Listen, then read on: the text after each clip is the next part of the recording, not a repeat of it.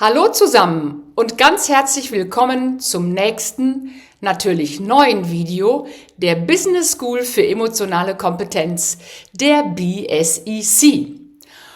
Heute geht es um die Frage, wie ist denn das eigentlich mit dem sich entschuldigen im Business?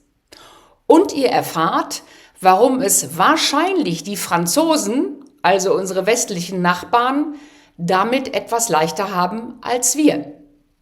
Aber seht selbst, ich sage wie immer, let's go! Tja, wie ist das also nun mit der Entschuldigung im Business? Vor einiger Zeit wollte ich mich zu einem Kongress anmelden. Da musste man sich für ein Ticket bewerben. Okay, kann man machen. Nach 2 Tagen bekam ich eine E-Mail. Hallo Cordula, deine Bewerbung ist leider bei uns im technischen Freigabeprozess stecken geblieben. Glücklicherweise konnte ich diesen Prozess heute manuell anstoßen. Ich weiß nicht, wie es euch geht, aber mir hat nach der Erklärung, was denn passiert ist, etwas gefehlt. So eine ganz kleine Entschuldigung zum Beispiel oder auch nur ein Es tut mir leid.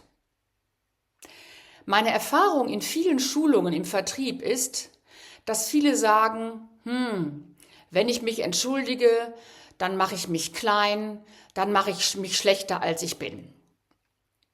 Okay, ich glaube, dass sich ganz kurz lohnt, einmal zu reflektieren, dass wir Deutsche, übrigens die Holländer ganz ähnlich, mit der Schuldthematik so ein bisschen ein Problem haben, weil das bei uns einen moralischen Beiklang hat.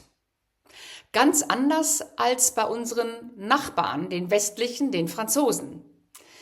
Wenn man da Metro fährt in Paris oder auch sonst wo unterwegs ist, hört man bei der kleinsten Gelegenheit, wenn jemand vielleicht einen ausnahmsweise aus Versehen berührt hat, ein Pardon. Naja, die Franzosen haben natürlich auch mit ihrer Revolution im 18. Jahrhundert mit der Moral ganz schön aufgeräumt und da so einige Grundsätze geschaffen. Vielleicht hilft das, wenn wir uns klar machen, ja, Moral hin oder her, es zählt letztlich im Vertrieb, wie gestalten wir unsere Kundenbeziehung? Und da vielleicht nochmal ein Blick auf den guten alten Eisberg der Kommunikation.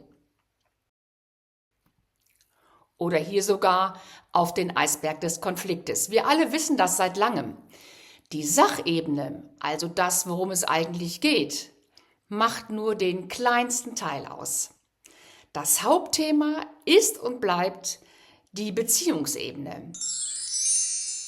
Und da hinein gehört natürlich auch das Thema Entschuldigung. Natürlich nur da, wo es wirklich Sinn macht, nicht etwa in übertriebener Weise, klar. Zum Thema Beziehungsqualität, vielleicht erinnern sich manche von euch, habe ich ja schon mal ein Video gedreht, die 4 Stufen der Qualität, das ich euch gerne hier verlinke.